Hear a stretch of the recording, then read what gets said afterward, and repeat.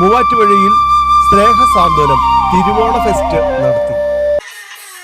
Muvattupuzha Nilavu social welfare ഫൗണ്ടേഷനും united press and media council Ernakulam ജില്ലാ കമ്മിറ്റിയും സംയുക്തമായി സ്നേഹസാന്ത്വന തിരുവോണ ഫെസ്റ്റ് 2026 സംഘടിപ്പിച്ചു. Muvattupuzha Nirmala higher secondary school ഓഡിറ്റോറിയത്തിൽ നടന്ന പരിപാടി ബ്ലോക്ക് പഞ്ചായത്ത് പ്രസിഡന്റ് നജി ഷാനവാസ് ഉദ്ഘാടനം ചെയ്തു. നിലാവ് സെക്രട്ടറി ജയൻ പ്രകാശ് അധ്യക്ഷനായി.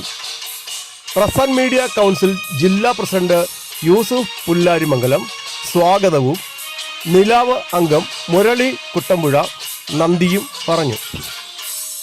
ചടങ്ങിൽ പ്രമുഖ വ്യക്തികൾ, സ്ഥാപനങ്ങൾ എന്നിവർക്ക് പുരസ്കാരങ്ങൾ നൽകി ആദരിച്ചു.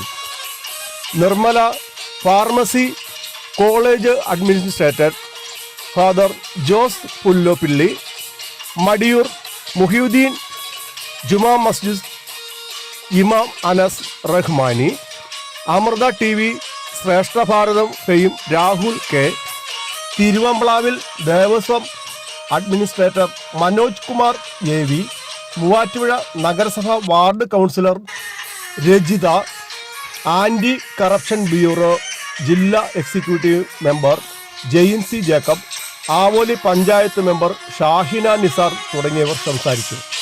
ചടങ്ങിൽ ഓണക്കിറ്റ് വിതരണം, ഓണസദ്യ, വിവിധ കലാപരിപാടികൾ തുടങ്ങിയവയും നടന്നു.